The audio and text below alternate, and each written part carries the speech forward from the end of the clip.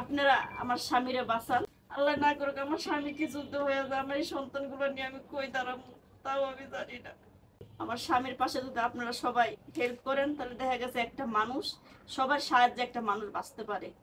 এই দুনিয়ার ভিতরে সব আমার মতন তো সবাই না, সবাই ভালো অবস্থায় আছে, কিন্তু আমার স্বামীর নিয়ে আমি অনেক কষ্টতে আছি, অনেক কষ্ট। আপনারা তো সবাই জানেন ডায়ালিসিস কি খরচ, এটা তো আর বাইঙ্গা বলতে হয় না। আপনারা মোবাইলে দেখেন যে কত ডায়ালিসিসের কি খরচটা আছে। আমার স্বামীর সপ্তাহে 2টা ডায়ালিসিস লাগে। আপনারা তো দয়া করে বলি আমার স্বামীর পাশে আপনারা দাঁড়ান।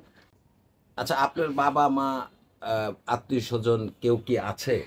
আছে, তারা এতদিন করছে কিন্তু এখন তারা করে না, তারা আর পাশে দাঁড়ায় না। এখন আমারই ব্যবস্থা করে সব করতে হয়। আমার স্বামীর চিকিৎসা করতে হয়, ছেলে মেয়েগুলার খানা খাওয়াইতে হয়, তাদের পড়ালেখা করাইতে হয়। আমি অনেক কষ্ট করতেছি। এই কষ্ট কিভাবে আমি সামনে আগে যাইতে পারবো কিনা তা আমি বলতে পারতেছি না। আচ্ছা, বাবার বাড়ি কিংবা স্বামীর বাড়ি কি মানে আত্মীয় স্বজন যারা আছে তারা কতটুকু কি হেল্প করেছে? তারা করছে আজকে আমার স্বামীর কিডনি ড্যামেজ, আজকে 9 মাস। 9 মাসের প্রথমই হেরা করছে, সবাই করছে প্রথম, কিন্তু এই 5 মাস পর্যন্ত করছে, কিন্তু এখন আর কেউ করে না। এখন আমার চিকিৎসা আমারই করতে হয়। আশেপাশের মানুষ আমার একটু হেল্প করে, তারপরে আমার আমার ব্যবস্থা আমারই কইরা করতে হয়। আচ্ছা, আপনি তার তো জন্য আমার একজন কষ্ট হয় বললে আজকে আমি এই ক্যামেরার সামনে নাহলে আমি আসতাম না ক্যামেরার সামনে। আপনি তো একজন নারী।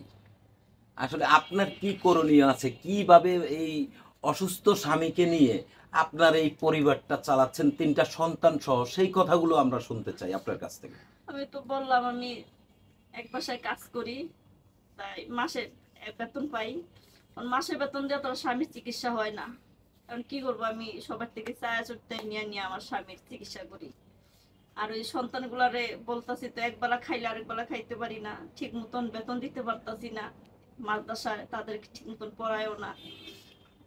আর কি বলবো আমি আপনাদের আচ্ছা, সামনে। এই যে মাদ্রাসায় গেলে কি ধরনের প্রবলেমগুলো হয়, টিচাররা কি বলে, সেই কথাগুলো একটু বলেন। টিচাররা অনেক খারাপ ব্যবহার করে, এটা তো সবাই জানে। একটা স্কুল মাদ্রাসা মানে কি, বেতন ঠিক মতন দিতে পারলে এই সব ছাত্রছাত্রীর সাথে ভালো ব্যবহার করে, আর যদি না দিতে পারে তাই সবাই খারাপ ব্যবহার করে। যে ওই ছেলে মেয়ের মুখে একটা আলাদাভাবেই একটা তাদের পড়ালেখা গুলা আজকে তো বেতন দিতে পারতাম তো ঠিক মতো নিয়ে তাদের খেয়াল রাখতো, কিন্তু এখন তো তাই সেই খেয়ালটুকু রাখে না। এমন কিছু ঘটেছে কিনা, বের করে দিয়েছে বেতনের জন্য, এরকম হ্যাঁ কিছু হয়েছে? হ্যাঁ হয়েছে। আমি একটা মাদ্রাসায় যখন আমার স্বামী অসুস্থ তখন তারাই বলছে যে আমরা বেতন নিব না, কিন্তু নিব না, তারপরে আমার মেয়েদের সাথে ছেলের সাথে খারাপ ব্যবহার করে বা পড়া নেয় না, পড়া দেয় না। তখন আমার মেয়ে তো বুঝতে পারে, তার তো বোঝার একটু বয়স হয়েছে, তখন তাই আমার কাছে আইসা বলছে মা আজকে তুমি বেতন দাও না বললে আমার ভালো করে খেয়াল করে না, ভালো করে আমার পড়ায় না।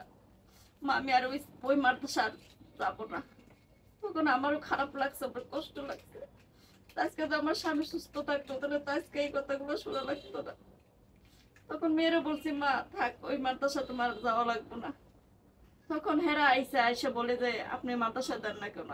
আমি কিভাবে দেবো, আপনারা তো আমার মেয়ের ছেলের খেয়াল করেন না, পড়ার না, আমি বেতন দিই না বুঝলাম।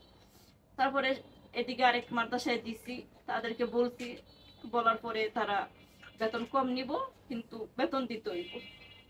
তারপর আরেক জায়গায় ভর্তি করছি, কিন্তু এখনো সেই জায়গায় বেতনও ঠিক মতন দিতে পারতাছি না। তো সেই জায়গায় বেতন না দিলে তো ওই আগের মতনই ব্যবহার করব। কি করব, আমার ছেলে মেয়ের পড়া আমি বন্ধ করে দিব, এছাড়া তার কিছু করার উপায় নাই আমার। আচ্ছা, এই যে সন্তানদেরকে মানে মাদ্রাসায় পড়িয়ে কি স্বপ্ন দেখছেন, মানে কি আমার করার স্বপ্ন ছিল? আমার অনেক স্বপ্ন ছিল, অনেক।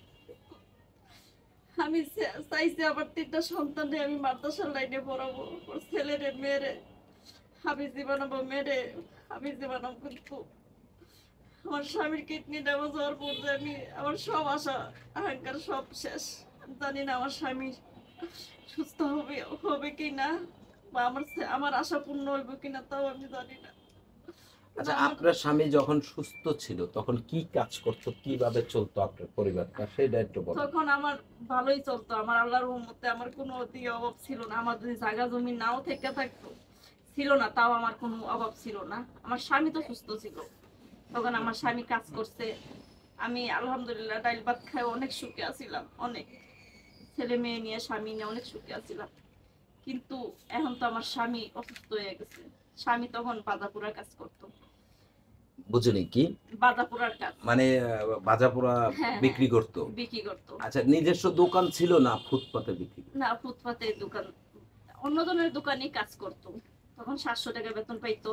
আচ্ছা আচ্ছা। 700 টাকার বেতন দিয়ে আলহামদুলিল্লাহ আমি ভালোই চলছিলাম। আমার কোনো কষ্ট কষ্ট ছিল না। কিন্তু এখন তো আমার কষ্ট। এখন এখন তো আমার কেউ 1 টাকা হেল্প করার মানুষও নাই।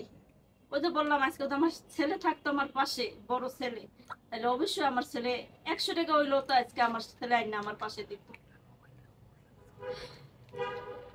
আচ্ছা, তো এই যে মানে আপনার স্বামী এখন কিছু আপনার কোনো ভাই, বড় ভাইটাই কিংবা চাচারা, মামারা কেউ কি আপনাদের পাশে দাঁড়াচ্ছে না? না না, আমার তো সবই আছে, আলহামদুলিল্লাহ আমার সবই আছে, কিন্তু আমার আমার স্বামীর তো কেউই নাই। আমার স্বামীর কেউই নাই, তার পৃথিবীতে সে ছাড়া আর এই দুনিয়াতে কেউ না। তার একটা ভাই আছে, আজকে 9 মাস তার ভাই একবারও তার সাথে দেখা করতে আসে নাই, তার খোঁজটাও মতো নেয় না। তার ভাইয়ের কি খুব ভালো অবস্থা নাকি? হ্যাঁ, তার ভাইয়ের 2 ছেলেই বিদেশ কইরা আইছে, এক ছেলে বিদেশ কইরা আইছে, আবার শুনছি যে ছেলে বিদেশ যাইবো। কিন্তু এই যে ঈদ গেছে, কত কিছু গেল, কিন্তু আমার স্বামীর একবারও এসে দেখেও না। আর এই ফোন তো আমাদের 1 টাকা তো হেল্প করে আচ্ছা, নাই। দেশবাসীর উদ্দেশ্যে আপনার কি বলার আছে? দেশবাসীর উদ্দেশ্য যে সবাই আমার পাশে, আমার স্বামীরে বাঁচানোর জন্য সবার কাছে আমি একটাই অনুরোধ করবো যে আমার স্বামীরে আপনারা বাঁচান।